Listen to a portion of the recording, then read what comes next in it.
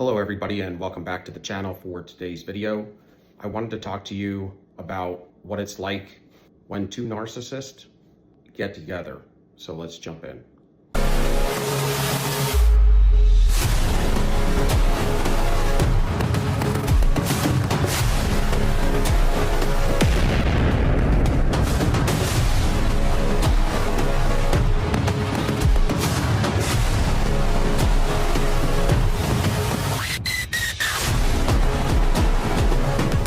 So you'll find this is pretty common. I don't think it's talked about a lot, but two narcissists getting together. And the reason being, well, they can't get good supply all the time. So what you'll find is they get what they can, right? They go to other narcissists because other narcissists are always looking for new supply.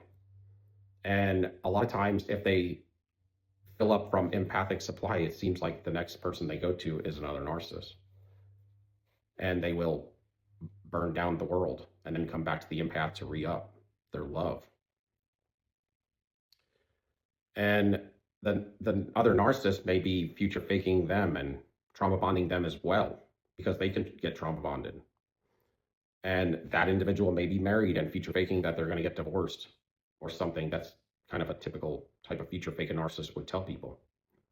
So you can get caught up in so many weird situations, but when two narcissists actually get together, it's because they may have went out with each other and been unaware that the other person was a narcissist, and may have got caught up in a trauma bond with the narcissist themselves. And that's because one of the narcissists was a more elevated narcissist, and they caught on, if they were both unaware, that one of them caught on quicker than the other and played the other into their hands and trauma bonded them. And narcissists are weaker than us when it comes to trauma bonds. If they're not in control, if they're not the one that's controlling the narrative and the trauma bond. So the elevated one would be the one that is more evil and sinister than the one they're bonding with. And they will get them all twisted up. And they will cycle with them as well.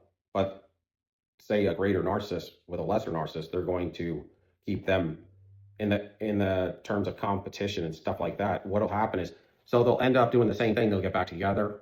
They'll be trauma bonded. They'll get back together, and the greater narcissist will tell the lesser narcissist future fake stuff. Maybe they're married, or maybe they're separated, and they'll future fake to them that they're going to get married or something. And they respect the greater narcissist for the ways maybe that they do business, the ways that they operate, because they look at the factor of love and walking in and working in a love situation as weakness. So they don't really respect love. But what they do respect is an individual that runs a business or works in business that is manipulating people and actually becomes somewhat successful doing it, because that's how they think.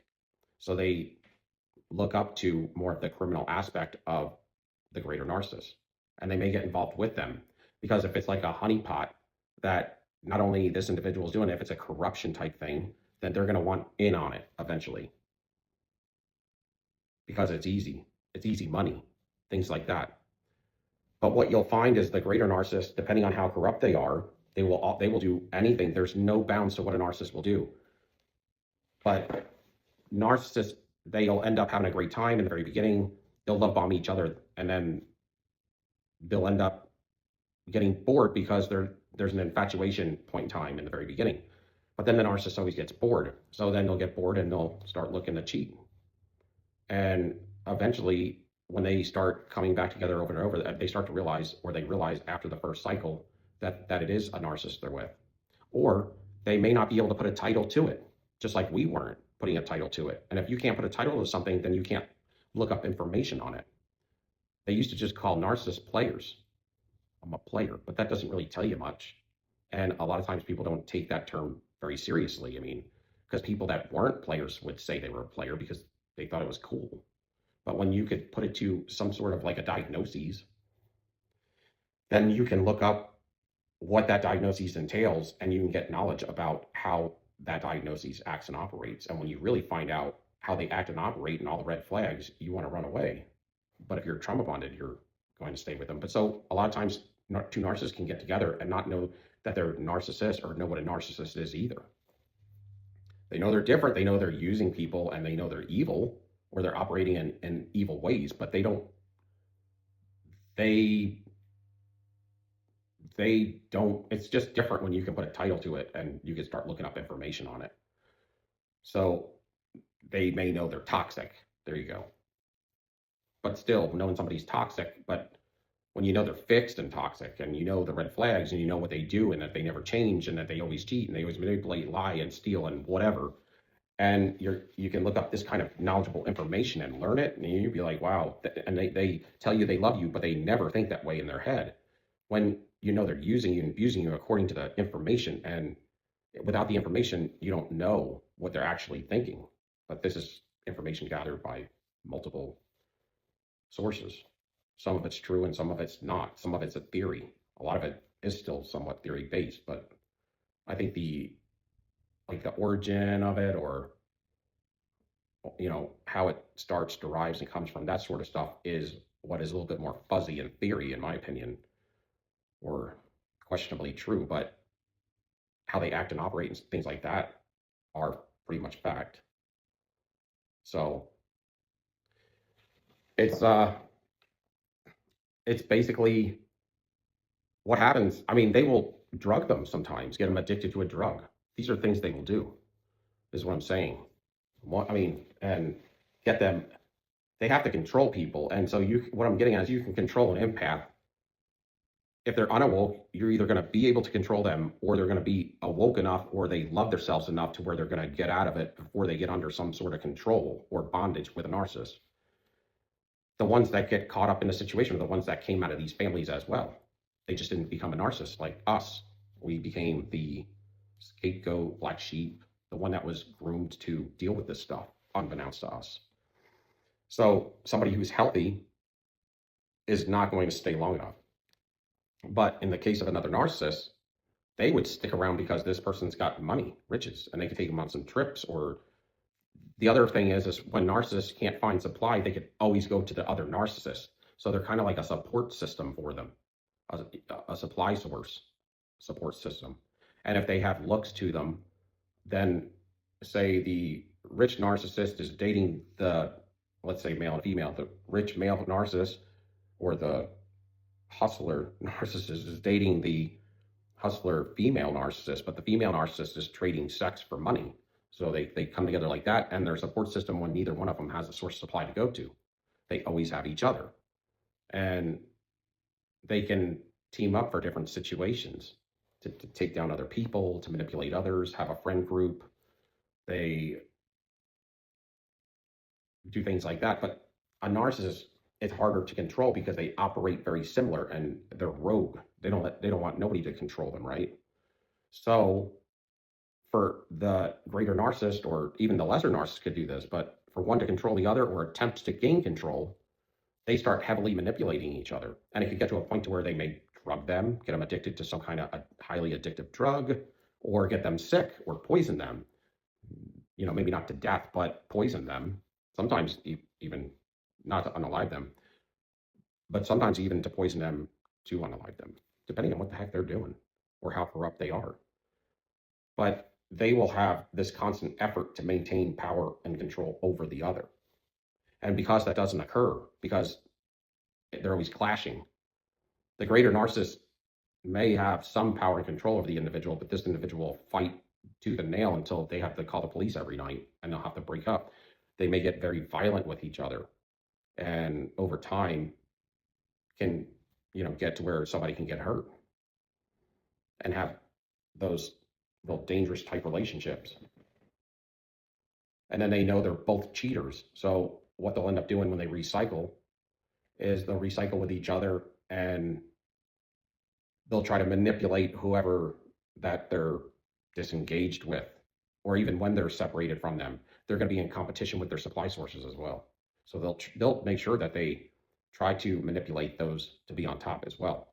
But they're going to get together, they'll love bomb each other with every cycle, but they're also going to be, they're going to be manipulating all the time.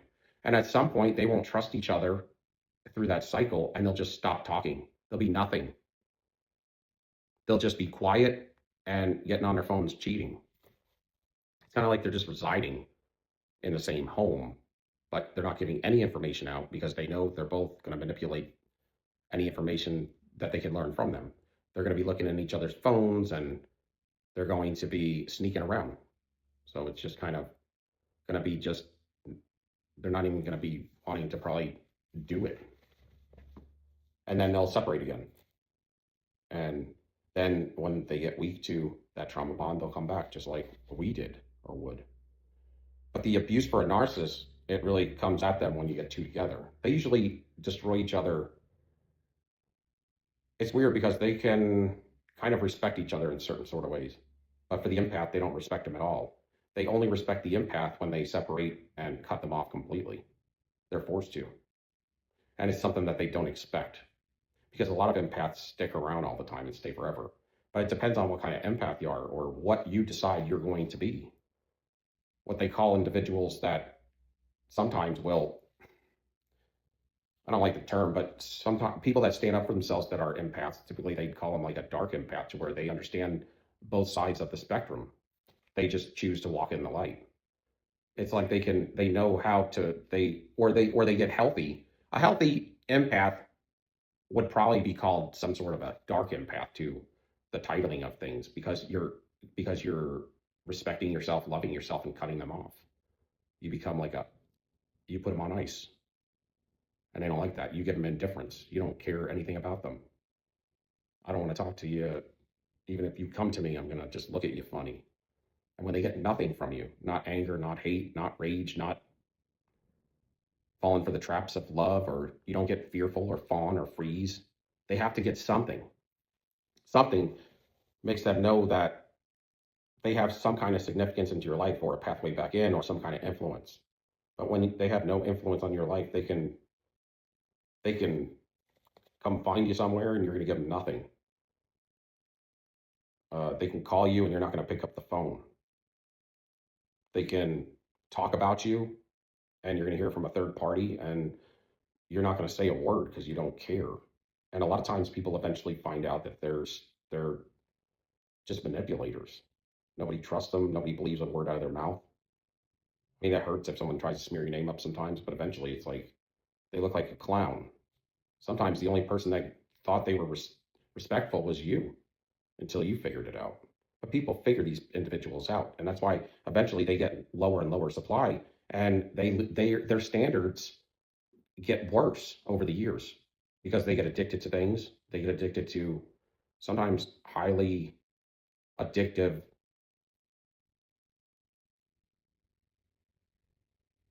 substances, and over time, because they don't ever want to think about what they're doing, how evil they are, and what's controlling them, and what their life really looks like. It's in shambles typically. And that's kind of what two narcissists is like. If they can find some sort of an empath that will go cycle with them over and over, that's good. Then they will sometimes ping pong back and forth between an empath and a narcissist for a while. It's like they get this love from you, and then they quit with you for a couple of months, and they'll go over here with the narcissist and go destroy the world, and then destroy each other, and then come back to you because they need that love and support. They need the love, support, and the care, and the comfort, protection.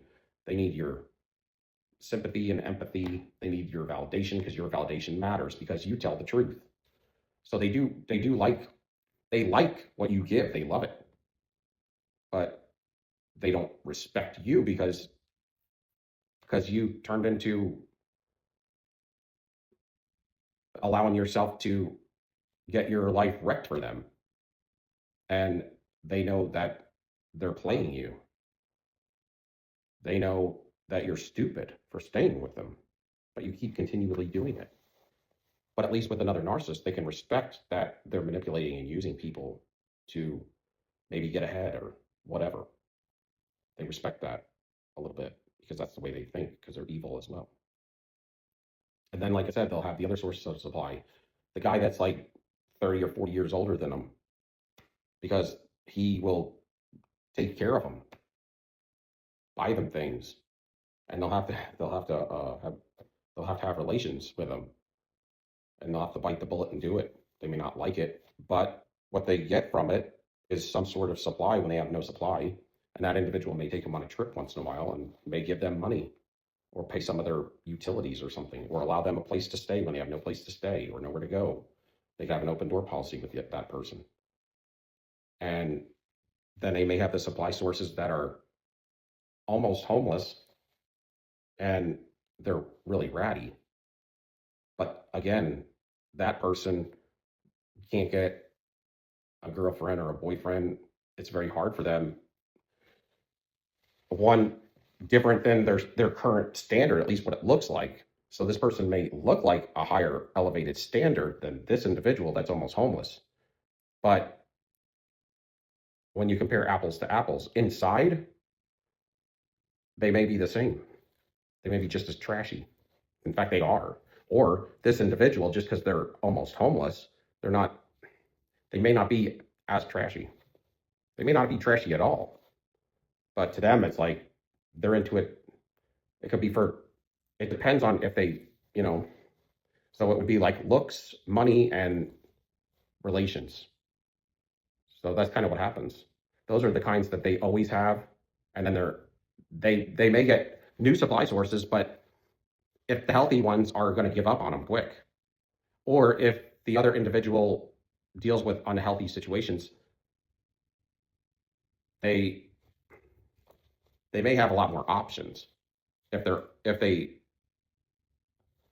on a decent level, hardworking and have things. They may cycle with the narcissist for a time, but they're not going to stay with them forever because they know it's unhealthy. Even though they accept unhealthy stuff, they may not accept that much unhealthiness as much as being a narcissist.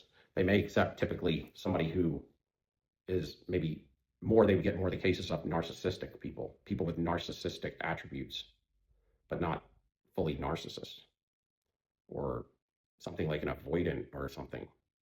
Or they may get healthy people once in a while because they're really close to being healthy. So nobody can cycle with a narcissist for long.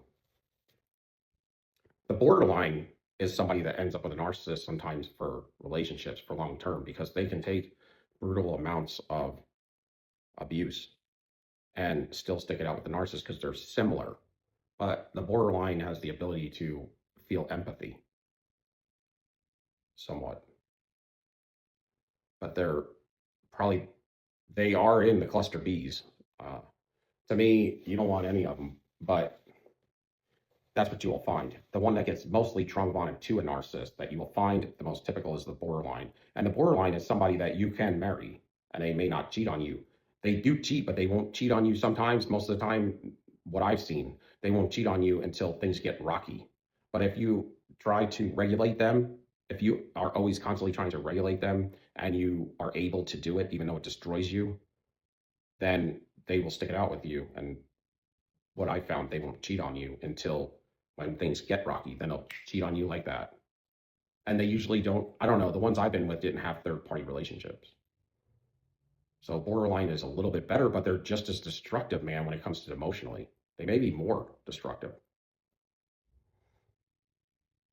But they trauma bond, they have the ability to trauma bond very heavy with a narcissist.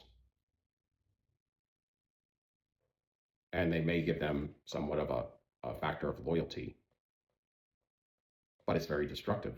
So that's kind of what narcissist meets another narcissist looks like. They keep coming back because, like I said, when they're low on supply, they can always come to them, and that's important to them. They collect human beings, so they're hoarders of people. So anybody that they've dated, they try to keep in contact with. The only thing is the narcissist will always take the other narcissist back.